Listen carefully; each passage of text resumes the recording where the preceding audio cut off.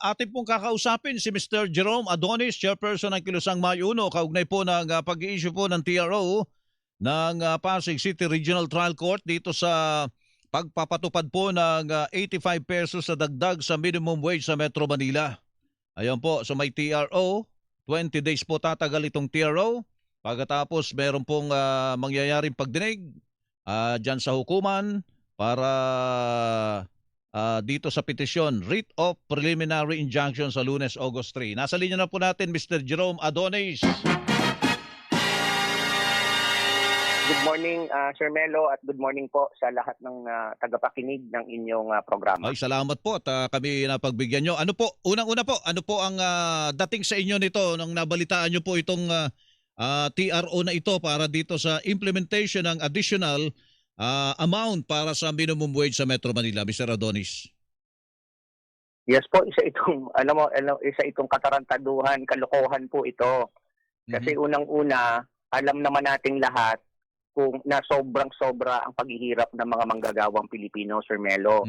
Ang presyo ng gasolina or diesel aabot na naman ho ng 100. At alam natin na sa bawat sentimo, tumataas ang presyo ng mga basic goods mula sa pagkain at serbisyo. Matagal hong ipinaglaban ng mga manggagawa ang wage increase hanggang makamit natin yung nakabubuhay na sahod na 1,200 pesos. And yet, ito, ulugan na nga ito ng dalawang tranches, isang 60 at saka 25 sa next year.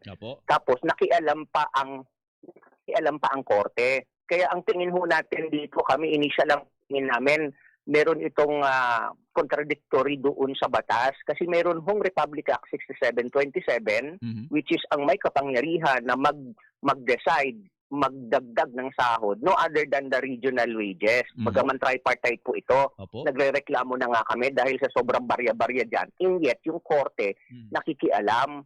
So, anong mangyayari every wage increase na lang, makikialam ang korte, ipapati-RO, ipapahinto, at worst, baka hindi maipatupad. So, sino ho yung biktima dito? Kawawa ang mga manggagawa. Kawawang-kawawa na yung mga pamilya namin. Sobrang hirap na ho tayo. Kaya ano po ito, hindi dapat pumayag. Dapat, nakakalungkot nga kasi nakakainis din kasi isinuko agad nung DOLE Secretary nito si Tolentino, wala daw ire-respect, nalulungkot daw siya, irerespeto daw yung ng korte. Pero hindi man lang lumaban na hindi, under the Republic Act 6727, dapat tindigan niya yun na mayroong ipinasa ito ng mga regional wages niya eh. Matagal tinalakay. Sabi ni Secretary Tolentino, igagalang at susunod sila sa utos ng korte. Yan ang sinabi niya kahapon. Yun na nga po. Ang ibig lang sabihin nun, Sir Melo, igagalang at susunod sila sa utos ng korte, isasakripisyo yung mga manggagawa na matagal ng hirap na hirap. So ano na lang ang nangyayari sa atin? Lagi na lang kapag ang petitioner dito yung R2 builders at kung hindi ho ako nagkakamali, pag-aari ito ng Regis Rum. Kung hindi ako nagkakamali, pag-aari ito ng isang tycoon na businessman na si Regis Romero. R2 Builders Incorporated. At yes. Isa pa yung Redicon Trading and Construction Corporation. Bakit kaya mga Mr. Adonis? Bakit kaya mga construction company sa tingin nyo, ba't sila masyadong apektado rito?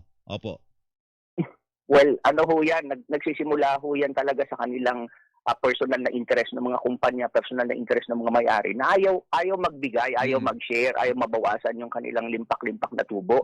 Kasi in the first place, sir, kung hindi kikita ang mga kumpanya, kung hindi magbabanat ng buto, hindi magpapagod yung mga manggagawa.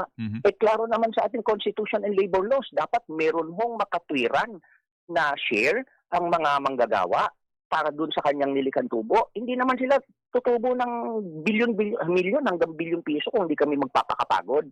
Kaya napaka-unfair ho nito. Tapos, mapapansin nyo, isa or dalawa lang na kumpanya, ipati-TRO na over dun sa napakarami. Kasi mas malalaking kumpanya pa ha. Hindi ito yung tinatawag nating micro and small. Mr. Adonis, may sinasabi kayo RA 6727 na ang talagang may poder lang ang may poder lang dito yung mga wage board at hindi dapat panghimasukan ng korte po ito. Yun ang sinasabi nyo. So ang tingin niyo po dito, Yes, yes. parang may grave abuse of discretion ng korte. Ano pong sunod na legal na aksyon pwede niyong gawin dito? Since ito'y nasa korte na po.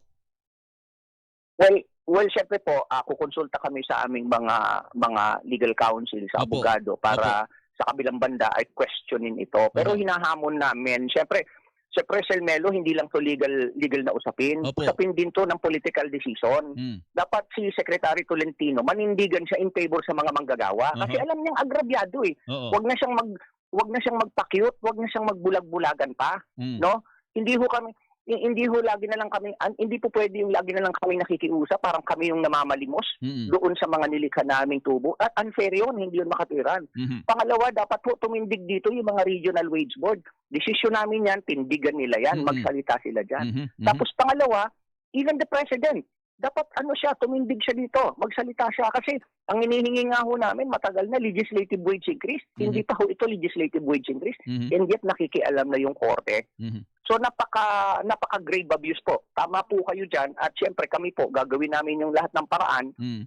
Kukwestiyonin namin ito legally through our lawyers. And secondly, ay kami ho ay magpoprotesta. Mm. Gagawa kami ng mga protest action kaugnay dito. Kasi hindi ho namin tatanggapin ito ng basta-basta. So Kawawang-kawawa, hindi namin deserve ito. So dadalhin nyo sa kalsada po itong protesta nyo ito tungkol dito sa bagay na ito sa TRO. Kailan po yan mangyayari, Mr. Adonis? Kung may plano na kayo. Well, pag-uusap-usap pa ho kami kasi kahapon lang namin or late na namin kagabi natanggap Opo.